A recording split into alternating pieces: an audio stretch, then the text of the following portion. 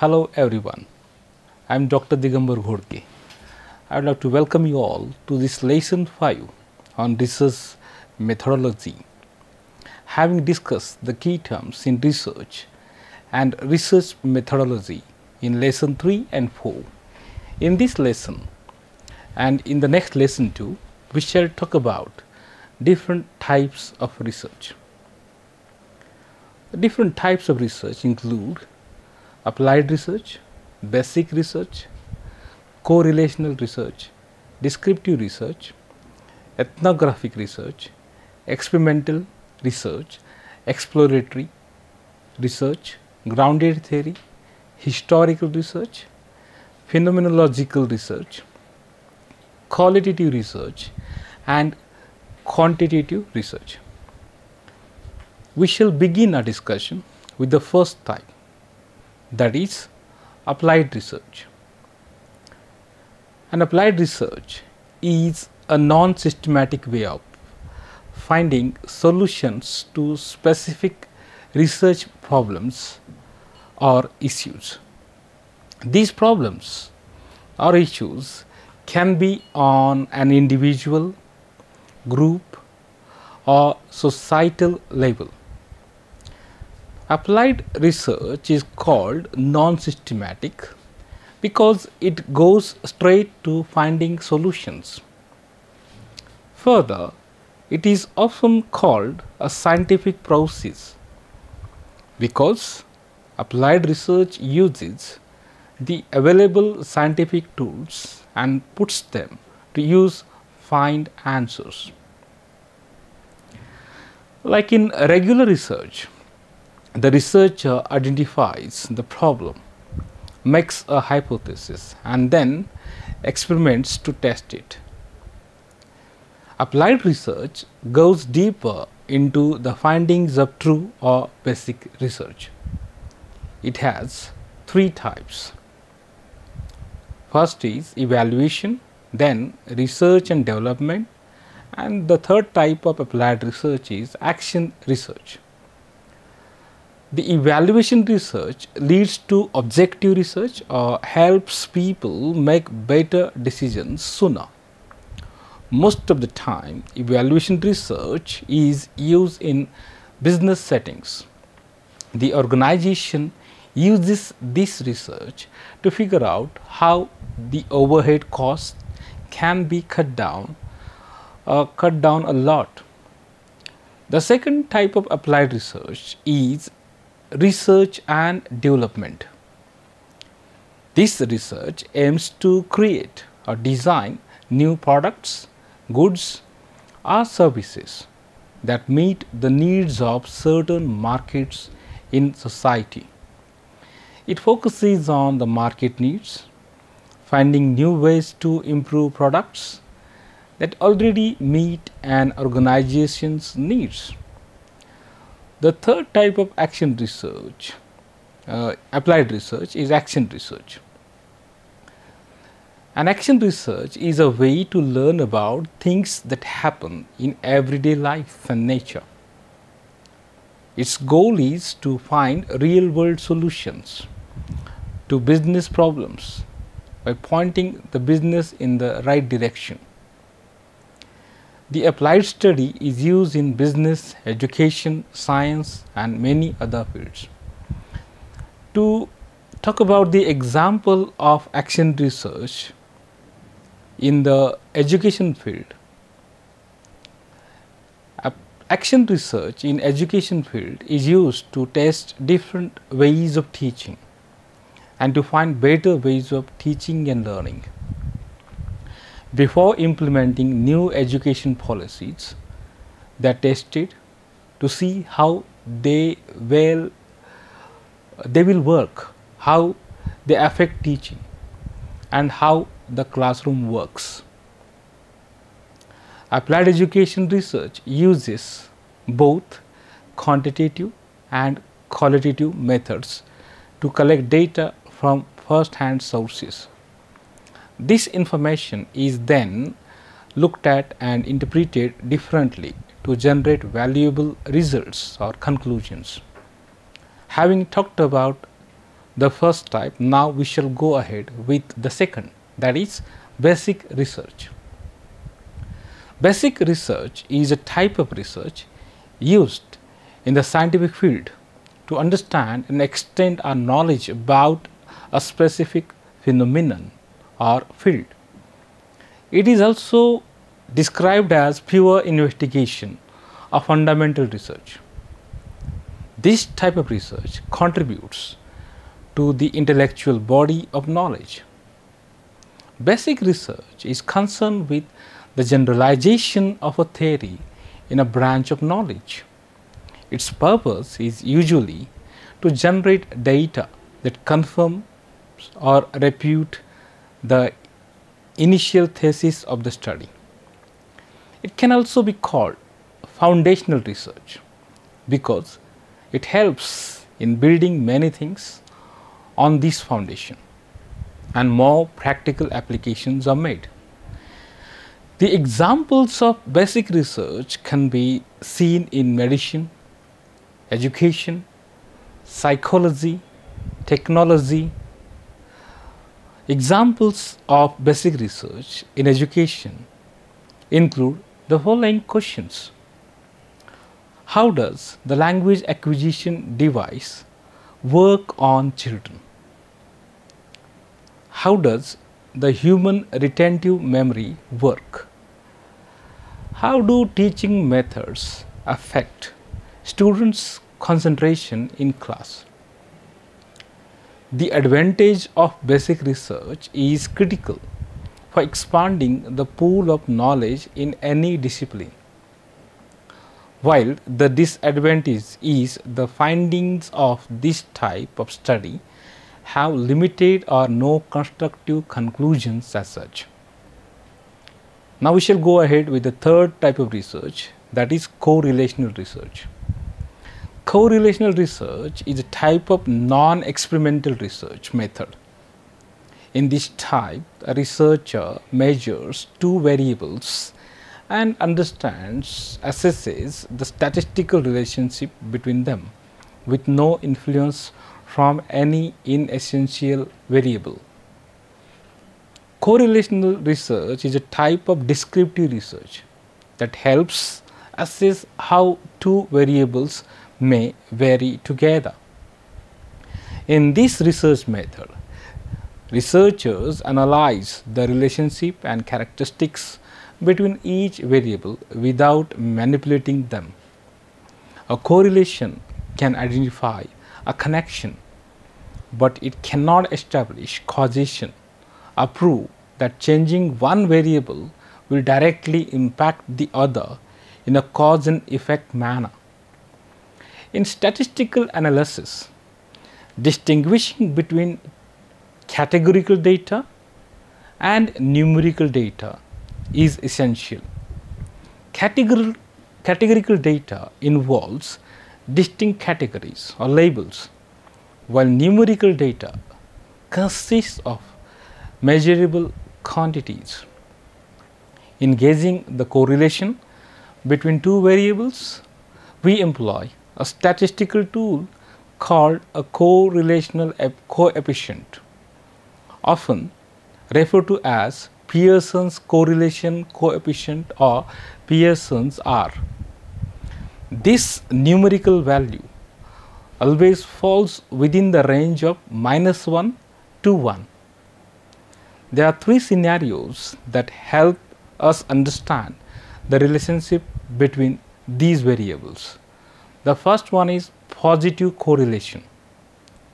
This occurs when the values of both variables move in the same direction. An increase or decrease in one variable is followed by a corresponding increase or decrease in the other variable. For example, running on a treadmill for a longer period of time will help you burn more calories. The next type of correlation is negative correlation. In this type of correlation, the values of the two variables move in opposite directions. An increase or decrease in one variable is followed by a decrease or increase in the other variable.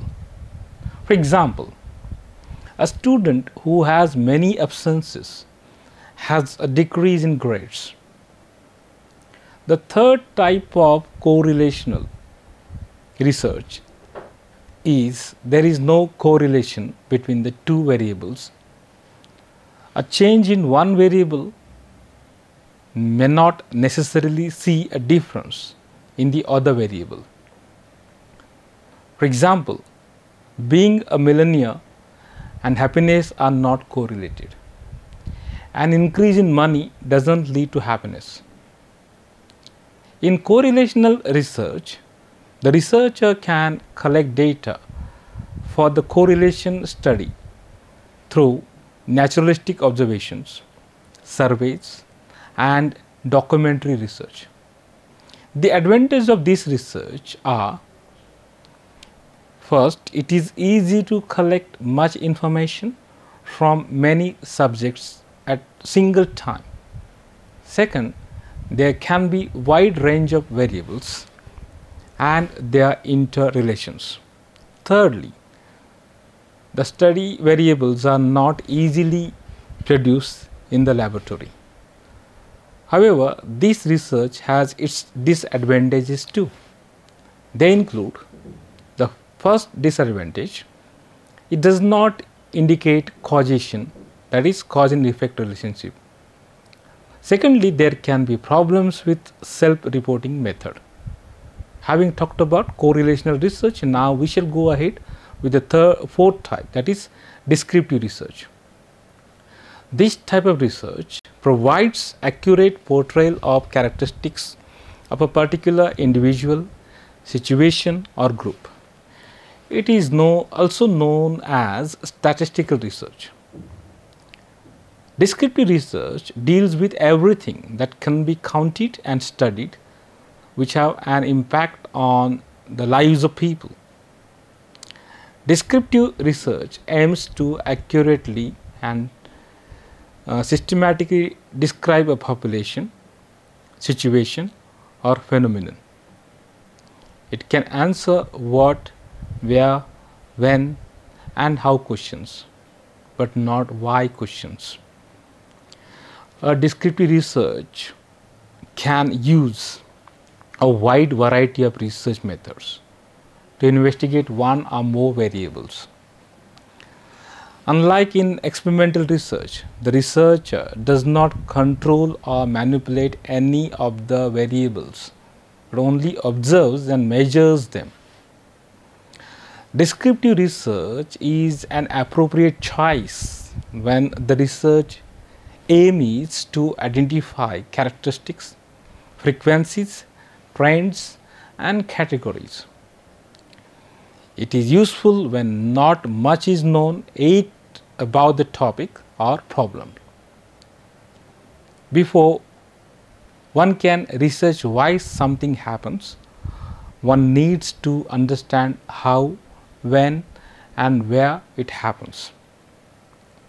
The tools used in descriptive research are surveys, observations, and case studies.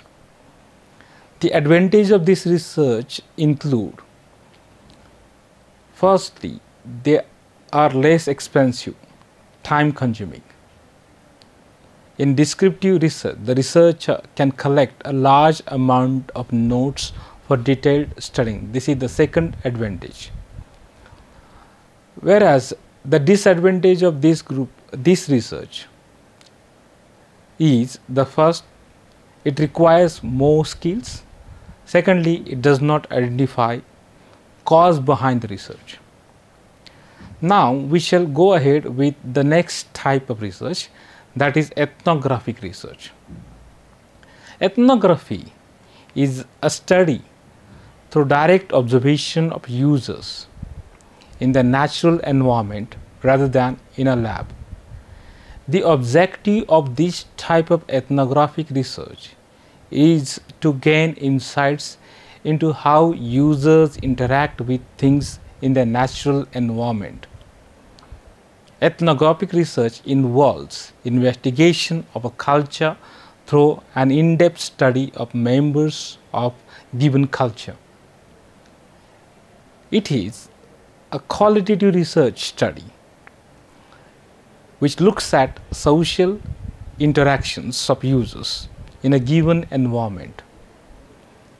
Ethnographic research provides an in-depth insight into the user's views and actions, along with the sights and sounds they encounter during their day. This research provides the researcher with an understanding of how those users see the world and how they interact with everything around them. Ethnographic research methods include direct observation, diary studies, video recordings, photography, and artifact analysis, such as devices that a person uses throughout the day. Observations can be made anywhere from the user's workplace, their home, or while they are out with family and friends. The length of the studies can vary depending on the research that is being conducted. They can range from a couple of hours of observation to studies that last several months. Ethnographic research involves systematic collection, description, analysis of data for development of theories of cultural behavior. There are anthropological studies that study people, ethnic group, ethnic formations, and social welfare characteristics. It is done on the basis of observations, interviews, questionnaire, and data collection. The advantages of ethnography research are: first, it provides an ability to see firsthand how users interact with technology in their natural environment. Second, it identifies unexpected issues that the researcher might not have encountered in a usability test. Third, it provides an opportunity to test new product ideas before they are released to the market to see what demand is like. The disadvantages of ethnography research include: first, there is a greater insight into the user. It takes much longer to generate and analyze all the findings. Secondly, short studies may not get a user to act naturally as they are aware of the researchers present. Thirdly, the cost of conducting ethnographic studies is typically much higher than conducting a usability test. We shall continue our discussion on the types of research in the next video lesson 2. I hope you enjoyed this session. Have a wonderful learning time. Thank you.